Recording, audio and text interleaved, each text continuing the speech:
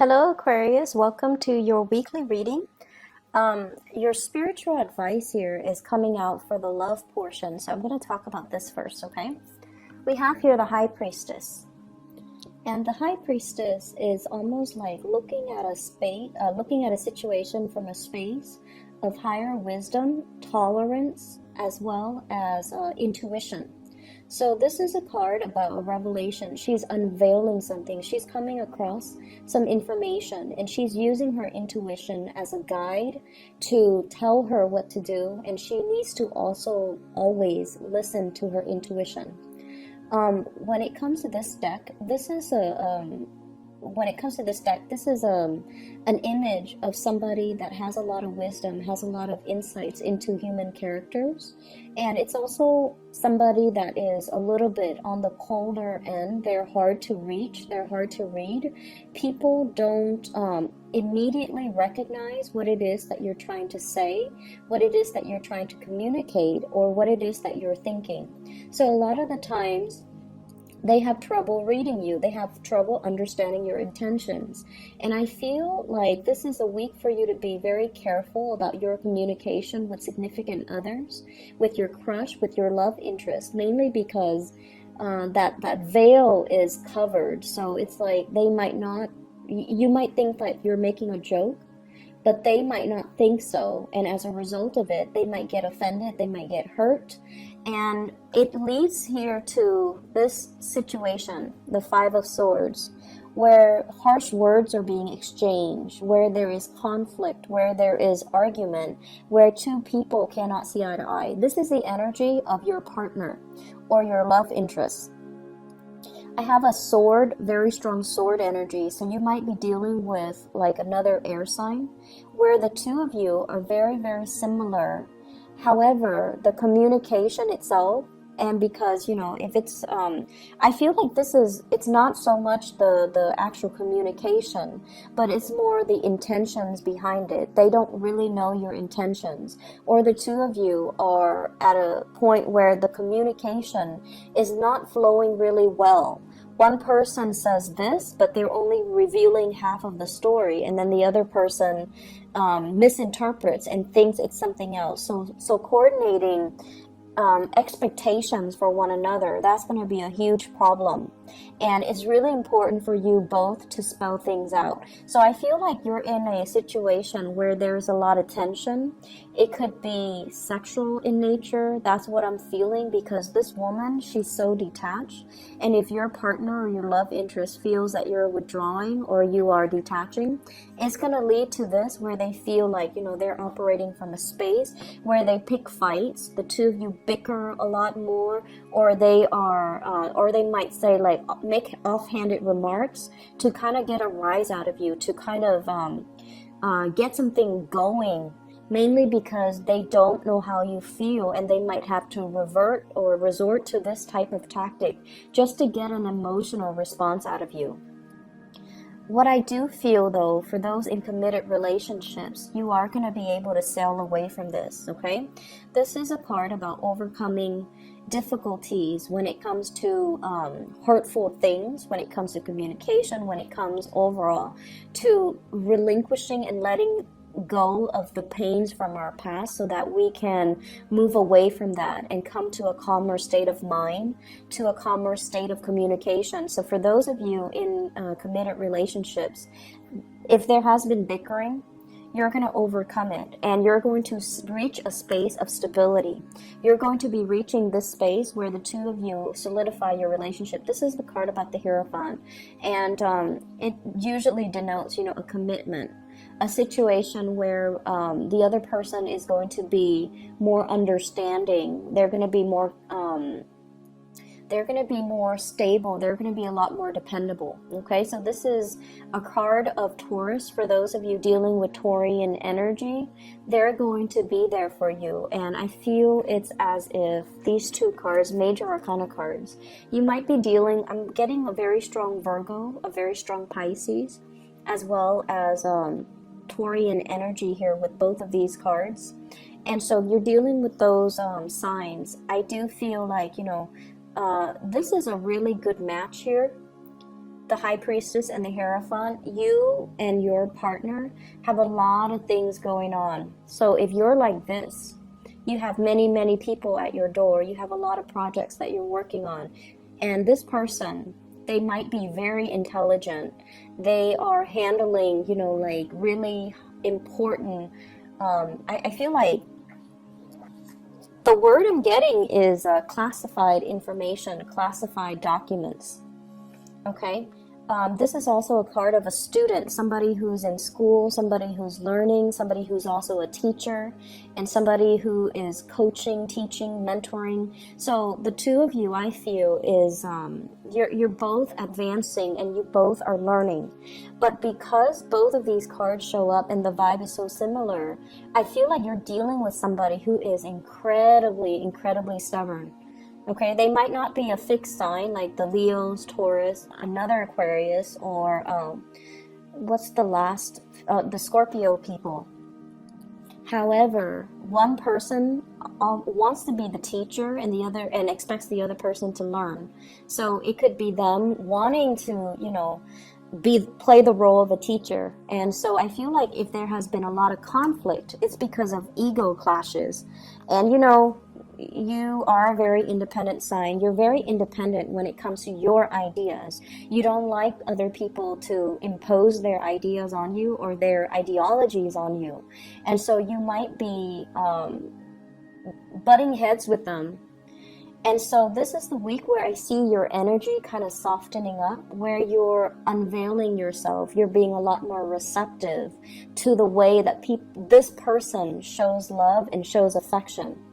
And I feel like a lot of it, the catalyst that allows the two of you to do that is the Ace of Swords. This is truth, communication, revealing how you really feel and allowing the other person to kind of be themselves. If they feel like they want to, you know, be the teacher in the relationship, if they feel like they have a lot of insights, a lot of things that they can offer you, maybe there is some truth to that. So maybe, you know, letting them talk, maybe just letting them be, maybe giving them space, and maybe just having that breakthrough in communication so that the two of you can share. And really, I see a major thing here about you needing to communicate from the heart, needing to as well not be so harsh with communication, so toning it down a little bit.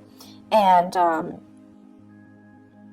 they're saying baby talk, and I know that sounds so weird for an Aquarius, I can't even imagine, but they're saying like baby talk. Okay, with the sword energy, I feel as if it's saying here, you know, really pick your battles. If it's not worth it, don't fight over it, because you guys can get really bogged down when it comes to, like, you know, if there are disagreements in certain ideas, you want to get to the bottom of it. You want to resolve discrepancies. You want the other person to come to your way of doing things or believing in certain ideas.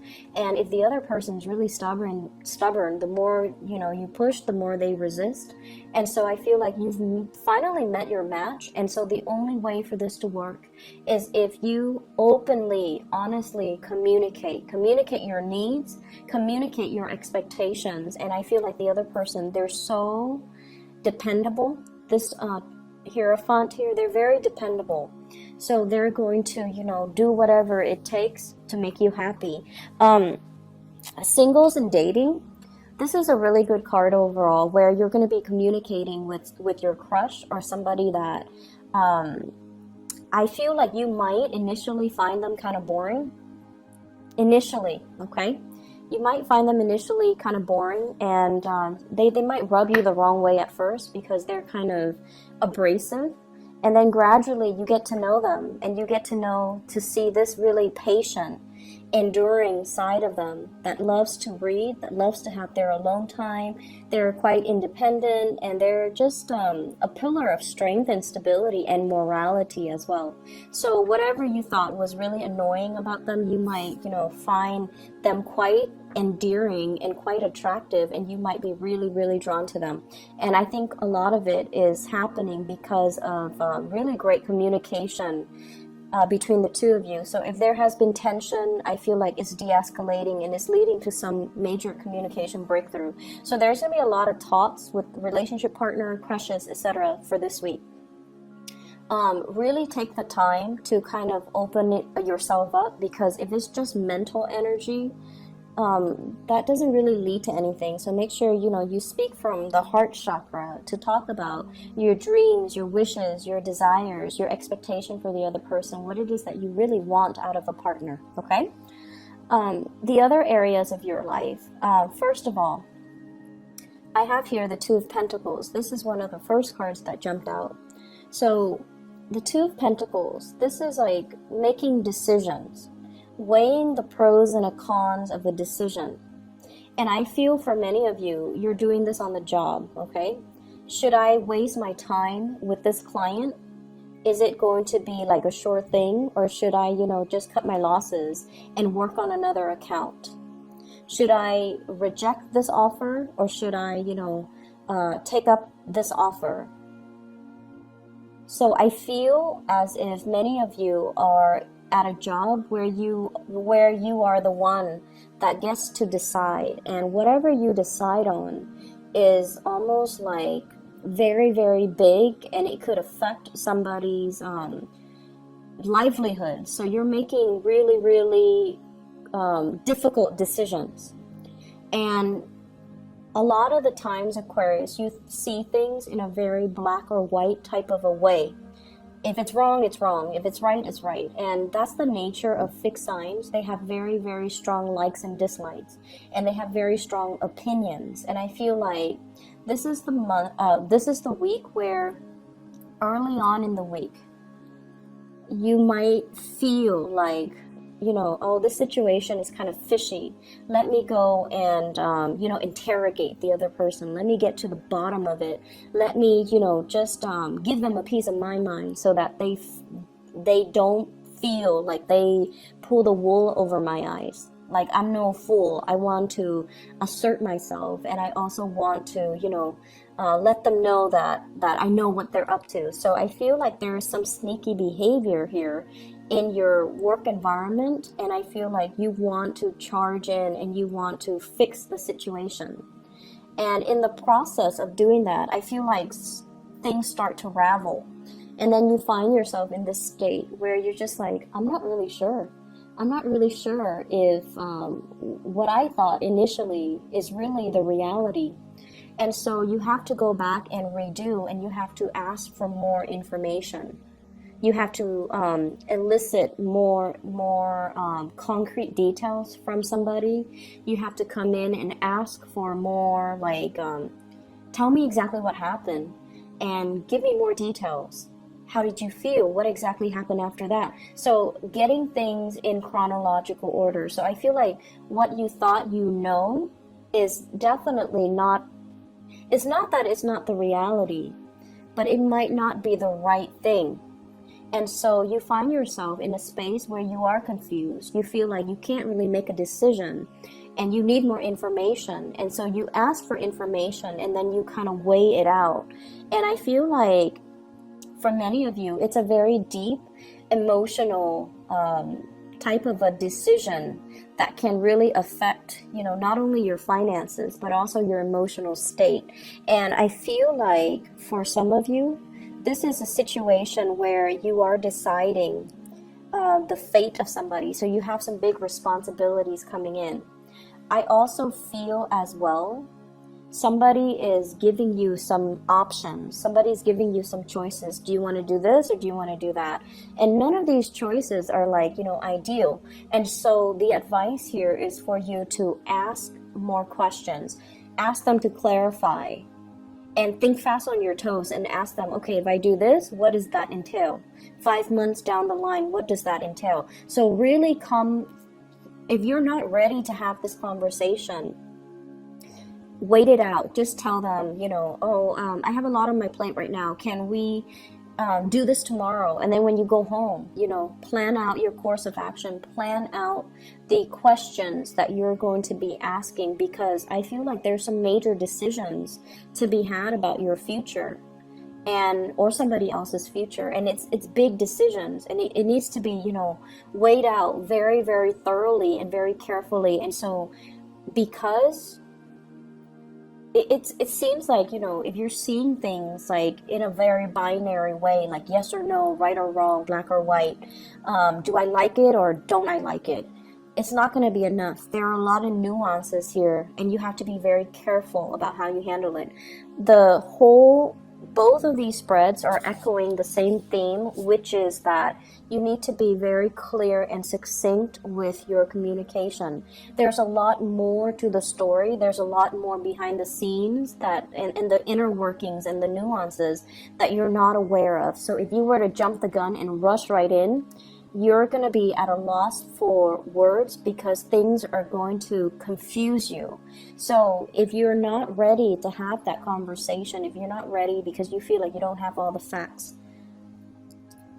put a stop to it and just tell your love interest or whoever it is, you know, that you're dealing with. I'm going to take a step away from this. Let us resume this conversation tomorrow, and then come to it tomorrow prepared with your list of questions. Okay?